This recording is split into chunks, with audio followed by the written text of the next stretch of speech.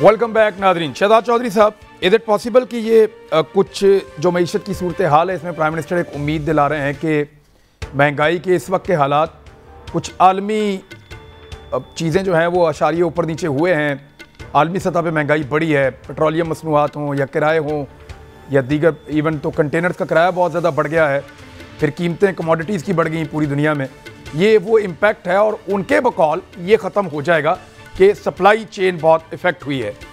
Is it possible sir, ये वाकई हो सकता है? जब पहले एक छोटा सा हिस्सा अगर आप इजाज़त दें तो पिछले सवाल में जो कि हम बात कर रहे थे, चीन की मिसाल लेते हैं। देखिए, इस वक्त $9.5 अरब का रौला है जो कि अमेरिका ने रोक लिया है तालिबान का, कि अगर वो फारिग कर दें, उनको दे दें $9.5 अरब, तो इनकी ज़िंदगी चल पड़ती है अफगानिस्तान की। चीन के पास अरब डॉलरों की कमी है, $9.5 अरब के देना क्या मुश्किल है चीन के लिए? काम ही शुरू करवाना है ना, एक अफगानिस्तान को स्टेबल करना है, वहाँ से फिर उसने रास्ते बनाने हैं, सेंट्रल एशिया तक एक्सेस चाहिए, हालांकि डायरेक्ट भी उसके पास एक्सेस है, लेकिन वो समहाउ अफगानिस्तान के थ्रू एक्सेस लेना चाहता है क्योंकि सीपैक हमारा फिर ज़्यादा इफेक्टिव हो जाता है। तो कहने का मतलब ये हुआ कि सारा कुछ कर सकता है लेकिन कर नहीं रहा। चिपचे जाए कि वो और रूस मिल के हमें ये बताना चाह रहे हैं और सिखा रहे हैं कि यार बात सुनो, जल्दी मत करना, डोंट एक्सेप्ट। तो इसलिए we don't want to be on the wrong side of the international community. वो इंटरनेशनल कम्युनिटी के साथ खड़े हुए हैं, वो इंटरनेशनल कम्युनिटी। चौथी बात, एक और चीज ख्याल करें कि अमेरिका के तो इंटरेस्ट पाकिस्तान के साथ हमने बहस कर ली, मुझे बताइए कि आप पाकिस्तान के कोई इंटरेस्ट हैं अमेरिका के साथ? यानी ये जो मजहर अब्बास साहब बात कर रहे थे अपने जवाब के अंदर के फाइनेंशियल के अलावा क्या कोई इंटरेस्ट ऐसे भी हैं कि आप भी कोई तल्लुक रखना चाहते हैं अमेरिका? सबसे पहले तो $15 अरब की एक रिप्लेसिंग एक्सपोर्ट मार्केट ढूंढ लीजिए अपने लिए before you decide to break. तो कहने का मतलब ये है कि बहुत सारी चीज़ें सोचनी पड़ती हैं, जबकि हम तो इस वक्त जहां दुनिया खड़ी है दुनिया के साथ ही चलें। पहला हमारा काम यह है कि तालिबान वो सब कुछ करें जो कि उन्होंने कहा है कि वो करेंगे। नंबर 2 ये कि वो हम उनके ऊपर ह्यूमैनिटेरियन क्राइसिस मत आने दें एज फार एज पॉसिबल। उसमें जितने लोगों को शामिल कर सकते हैं, मुल्कों को, उनको शामिल करें, लेकिन वो इनफॉर्मल सपोर्ट होनी चाहिए। हमें बढ़ के चढ़ के उनका स्पोक्सपर्सन बनना या उनका केस लेके दुनिया में जाना, इससे बचने के। Quickly on to your question, देखिए मैं समझता हूँ, मैं एग्री नहीं करता जब कीमतें चढ़ जाती हैं, commodity prices have gone up. हाँ, तेल की कीमत कभी ऊपर नीचे आएगी, लेकिन अब कोशिश की जा रही है कि $75 के $80 के करीब इसको रखा जाए। अगर $75-80 के करीब पर बैरल रखा जाता है दुनिया में, तो दुनिया समझती है कि तेल की कमोडिटी प्राइस बिल्कुल बेहतरीन है, फर्स्ट क्लास है, एक एवरेज स्टेबल प्राइस है। तो अगर वहाँ पे है और $40 से ऊपर जाके 80 पे आ गई है, 85 पे आ गई है, तो फिर पाकिस्तान का मसला तो हल नहीं होता। दूसरा, सप्लाई एंड डिमांड का जो मसला है ना, जो कि उन्होंने कहा कि सप्लाई चेन, असल में वज़ीर-ए-आज़म साहब बातें करते हैं इंटरनेशनल लेवल की, वो चूँकि इंटरनेशनली वेल ओरिएंटेड हैं, इसलिए माशाल्लाह वो इकोनॉमिक्स भी, इंटरनेशनल इकोनॉमिक्स की बात करते हैं, जहाँ सप्लाई चेन्स की बात हो रही है, यहाँ पे कंटेनरों की। वो जो जनरल साहब बात कर रहे थे कि हमने तो गंदम लेके जानी है ज़मीन से उठा के मार्केट तक। हाँ। और फिर हमने ये मेक श्योर करना कि यार चीनी जो बनती है वो हमारे लोगों को मिल जाए बस। तो अगर आप चीनी और गंदम का पक्का कर लें कि ये आपस में सूबों के अंदर कोई गड़बड़ ना हो, इनके साथ कोई सियासी खेल ना खेल रहा हो, और दूसरा अफगानिस्तान में जितनी जा रही है वो हमारे कंट्रोल के मुताबिक जाए, अगर आप ये 2 काम कर सकते हैं ना, तो आपके यहाँ इतनी गंदम और इतनी चीनी है और घीशी भी हम कोई मक्खन बना के पूरा कर लेंगे, वरना पाम ऑयल मलेशिया से ले लेंगे। वो बोलते हैं सरप्लस आप पैदा करते हैं गंदम। तो मेरा ख्याल है हमारी सप्लाई चेन जो है ना, जो पाकिस्तान के अंदर की है, उस पे ज्यादा ध्यान देने की ये गवर्नेंस इशू है, it's a governance issue, administrative issue है। और समझ की बात है कि यार अपने मामलात को पहले देख लो मुल्क के अंदर, फिर हम सप्लाई चेन दुनिया की के देखो जी, वो जो कार्ड्स हैं ये जो बनाए जाते हैं, उनकी कीमतें किधर से किधर चढ़ गई हैं। गाड़ियां क्यों इतनी तेजी से नहीं बन रही, जो हाइब्रिड और ऑटो चिप पे चलने वाली टेस्ला क्यों फंसी पड़ी है? ये इंटरनेशनल चेन की बातें, हम अभी तक उधर पहुंचे नहीं हैं। इसीलिए अपने वजन के अंदर रहते हुए अपने एरिया में बात करें, इंशाल्लाह अफाका होगा उससे। लेकिन अगर हम उधर की बातें करते रहेंगे तो फिर मुश्किलात बढ़ती रहेंगी। जी मदर अब्बास साहब, इंटरनेशनल प्रेशर्स का या नेशनल फैक्टर्स का पाकिस्तान में महंगाई में कितना रोल हो सकता है? यानी हमारा अपना भी तो किया कराया है ना हम कोई अच्छी एडमिनिस्ट्रेशन दे पा रहे हैं, ना कोई प्राइस कंट्रोल कमेटियां, ना कोई मजिस्ट्रेट, कहीं चेक एंड बैलेंस नहीं है, कोई पकड़ धकड़ नहीं है, किसी को कोई पूछने वाला नहीं है, मादर पिदर आजाद, जिसका जो दिल करता है वैसे बेचता है। देखिए इमरान, सबसे इम्पोर्टेंट बात ये होती है कि आप सही बात बताएं।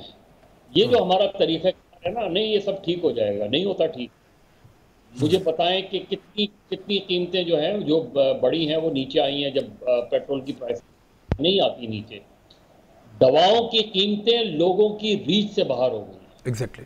अब अभी कल वो एक मेरे घर पे पानी डालने आया था टैंकर, उससे मैंने पूछा तो उसने कहा कि सर पहले मैं अपने बच्चे को दिखाने ले कम से कम 400 का बिल बनता था, अभी मैं कल ले हूँ तो वही बिल 1200 का बना है। तो आपको अंदाजा ही नहीं है कि दवाओं की कीमतें किस रेशो से बढ़ रही हैं। इसका ताल्लुक बिल्कुल इंटरनेशनल इशू से नहीं है। इमरान खान ग्राउंड रियलिटीज से बिल्कुल नावाकिफ है। वो जो आईबी ने रिपोर्ट दे दी, स्पेशल ब्रांच ने रिपोर्ट दे दी, कुछ इनके आप जाएं मार्केट को मालूम तो करें। हमारे यहाँ एडमिनिस्ट्रेटिव, जिस तरह शहजाद साहब कह रहे थे, और गवर्नेंस के जो मामलात हैं, आपके फूड इंस्पेक्टर्स के मामलात सेट हैं दुकानदारों के साथ, स्टोर्स के साथ। वो आते हैं, वो अपना हिस्सा ले जाते हैं, आप कीमतें कहीं से कहीं पहुंचा दें। अगर कोई किसी की कीमत जो है आपने 400 रुपये रखी है, तो वो जो डिपार्टमेंट स्टोर वाला है वो 600 रुपये की बेचेगा। वो कितने लोग पकड़े गए आप मुझे बताएं। इसमें ज़ख़ीरा अंदोज़ी का आपके सामने ही है। आप चीज़ों को इंपोर्ट कर रहे हैं, जो चीज़ें आपको एक्सपोर्ट करनी चाहिए उनको आप इंपोर्ट कर रहे हैं। ये सारे मामला गवर्नेंस से हैं, इसका ताल्लुक इंटरनेशनल से नहीं है, ग्लोबल इश्यूज से नहीं है। वहां है प्रॉब्लम, बहुत प्रॉब्लम्स हैं। जी मदर अब्बास साहब का जनरल साहब, मैं मदर साहब की तरह ऑडियो चली गई है, अब इसी पे आप भी रोशनी डालें सर कि ये कोई बैन अल-अक़वामी तो नहीं सारी चीज़ें हैं।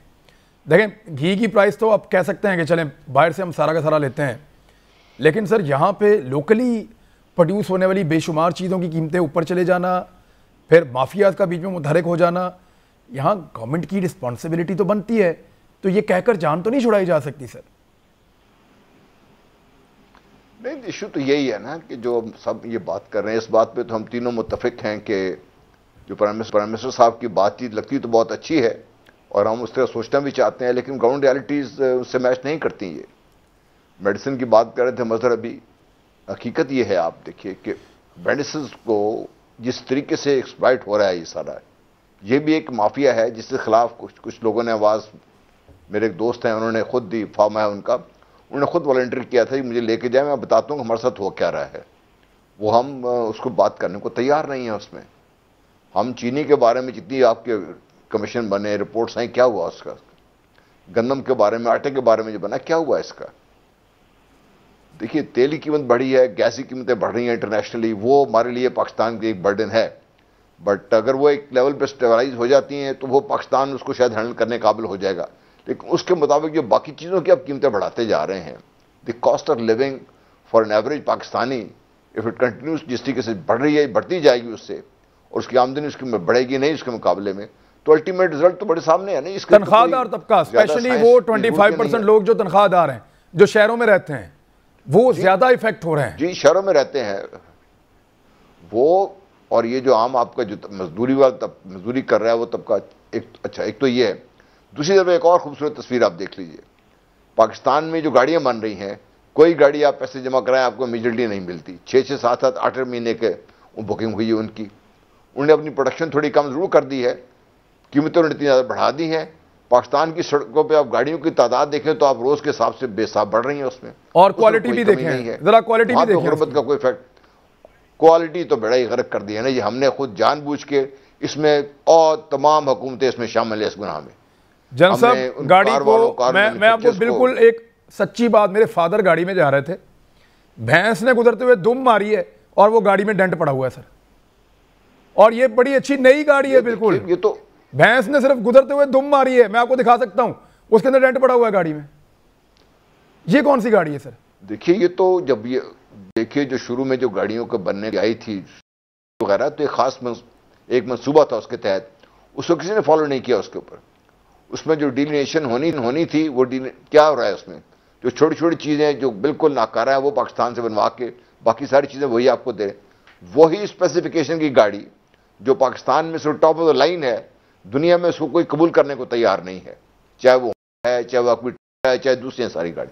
लेकिन आप देख लीजिए गाड़ियों की कीमतें और गाड़ियों की जो खपत है कितनी ज़्यादा पाकिस्तान में। तो एक लेवल पर तो पाकिस्तान की जो पैरेलल इकोनॉमी है वो तो प्रोग्रेस कर ही रही है, उसको तो हमने रोकने की कोशिश भी नहीं की। अगर कहीं थोड़ी हमने कोशिश की हाफ हार्टेड, तो कभी कामयाब उसमें नहीं हुए।